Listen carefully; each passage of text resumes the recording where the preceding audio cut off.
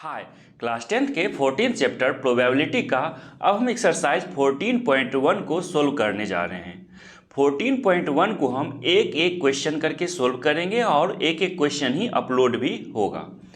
तो सॉल्यूशन देखने से पहले आपसे रिक्वेस्ट रहेगा कि आप लेक्चर 1 से देखना शुरू करें, क्योंकि थ्योरी और बताए गए एग्जाम्पल को यदि आप अच्छे से ध्यान में रखते हैं तो आपसे ज़्यादातर क्वेश्चन खुद से सोल्व हो सकते हैं।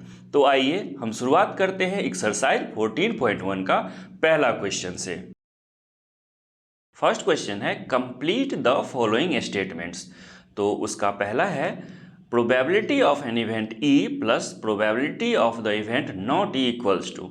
तो आप इसको कैसे याद रखे हुए हैं ऑलरेडी, तो प्रोबेबिलिटी ऑफ समथिंग प्लस में probability of something not equals to 1 के टर्म्स में आपको बहुत बार बताए हैं, ठीक है। तो इसी को यहाँ पर क्या किया है, समथिंग को इवेंट कर दिया गया जिसका नाम ई दे दिया गया है, प्लस में probability of event E not, इसका वैल्यू क्या हो जाएगा, 1 हो जाएगा। सिंपल सा बात है, ठीक है। सेकेंड क्वेश्चन देखते हैं, the probability of an event that can not happen is.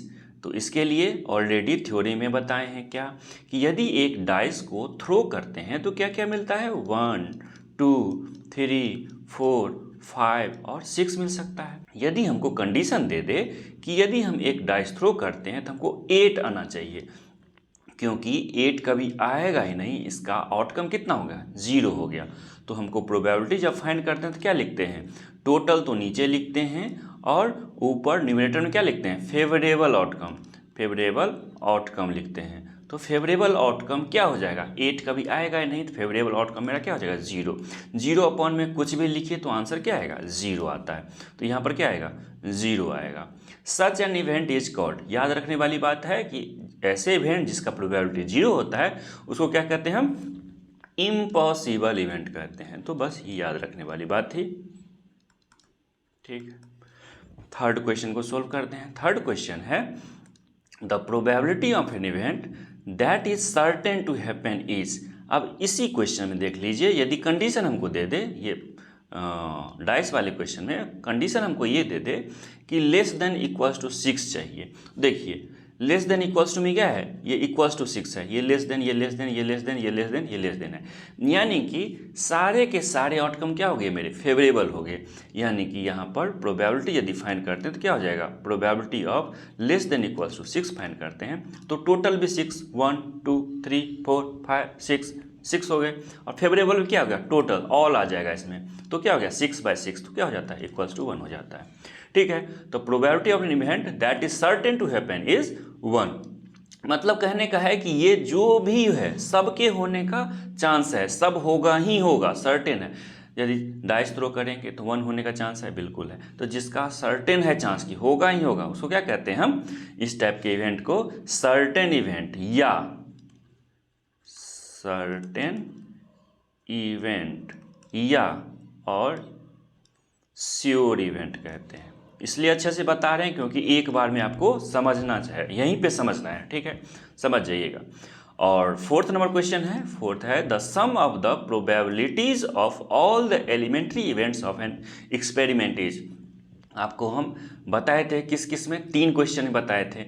जैसे मान लीजिए एक कॉइन है, कॉइन को थ्रो किए तो क्या क्या आ सकता है, या तो हेड आएगा या टेल आएगा, ठीक है। इसमें हेड आने का भी यदि एक बार टॉस करते हैं तो एक ही चांस है कि हेड आए या एक ही चांस है कि टेल आए, ठीक है।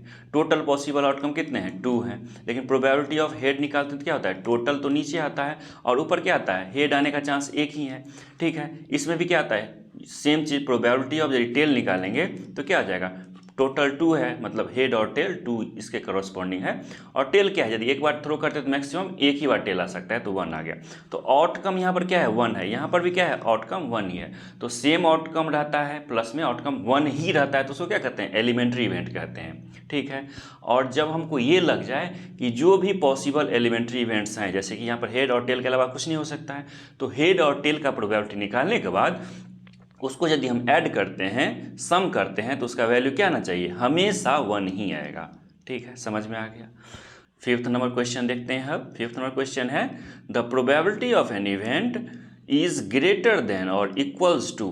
तो इसके लिए हमको क्या देखना है कि प्रोबेबिलिटी यहाँ पर होता है, तो ये क्या होता है, 0 से तो बड़ा होता है या बराबर होता है और लेस देन इक्वल्स टू 1 होता है, मतलब 0 से लेकर के 1 तक होता है। तो चलिए फिर से पढ़िए, the probability of an event is greater than और इक्वल्स टू, तो यहाँ पर क्या है, ग्रेटर देन इक्वल्स टू किसके है, 0 के, तो यहाँ पर 0 लिख लीजिए या डायरेक्ट इसके बदले में ये भी 0 लिख सकते हैं। एंड लेस देन और इक्वल्स टू क्या, 1 हो जाएगा।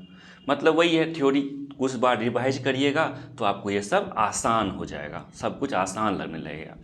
तो कैसा लगा आपको सॉल्यूशन? यदि अच्छा लगा है तो वीडियो को लाइक करिए, चैनल को सब्सक्राइब करिए और दोस्तों में शेयर करना नहीं भूलना है। तो धन्यवाद।